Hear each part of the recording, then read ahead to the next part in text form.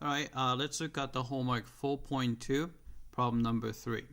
All right, so first we have to verify the three hypotheses of Rolle's theorem, and then we are trying to find the value of C that is guaranteed by the theorem. All right, so let's do that.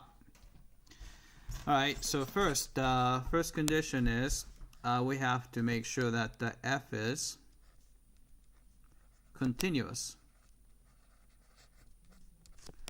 on the closed interval from 0 to 9. Right? Alright, so you have square root of x. Square root of x is continuous on all non-negative values. So of course from 0 to 9 is included. And the minus 1/3 x, that's just a linear function, so it's actually continuous everywhere there.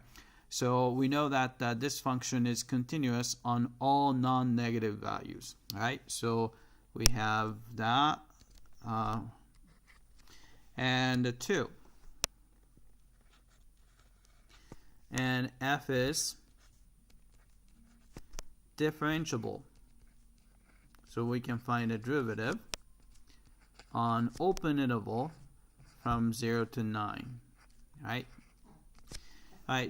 Derivative of a square root of x exists as long as x is positive. Right? 0 should be excluded because the derivative of square root of x is 1 over 2 square root of x. So x is on the bottom, so we can't allow x to be 0. Right? But from 0 to 9 is okay. All right? And the third condition is we have to make sure that the value of the function at 0 and 9 are exactly the same. So let's look at the f of 0. Obviously, you have a square root of 0 minus 1/3 times 0 is a long way of saying 0. Right? And f of 9 is equal to square root of 9 minus 1/3 times 9. Right? You can see that it's a 3 minus 3, so that's 0. Right? So third hypothesis is satisfied. All right, so let's take the derivative. So if you take the derivative, you get f prime of x is equal to, all right, so I'm going to rewrite the square root of x as x to the 1/2 power. So derivative is going to be 1/2 x and subtract 1 from the power, negative 1/2.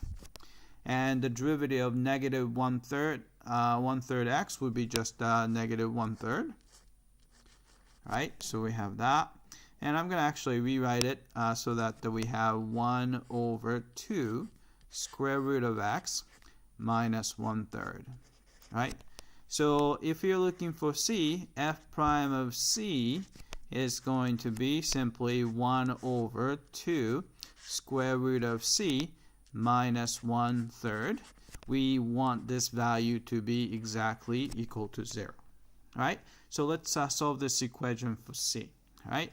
So first, I'm going to add 1/3 to both sides. So you have 1 over 2 square root of c is equal to 1/3. All right, next step is raise it to the negative 1 power, or taking a reciprocal. So put it upside down. So you have 2 square root of c is equal to 3. Then we can divide through by 2 to get the square root of c must be equal to 3/2. Then we can isolate c by squaring both sides. So you have c is equal to 9, 3 squared would be 9, and 2 squared is 4. All right, so 9/4 is the c value. All right, so let's type it in, and it's between 0 and 9. All right, so value is 9/4. All right, so let's check the answer. All right, it came back and looks like we got this one correctly. All right, that's it. I hope that this was clear.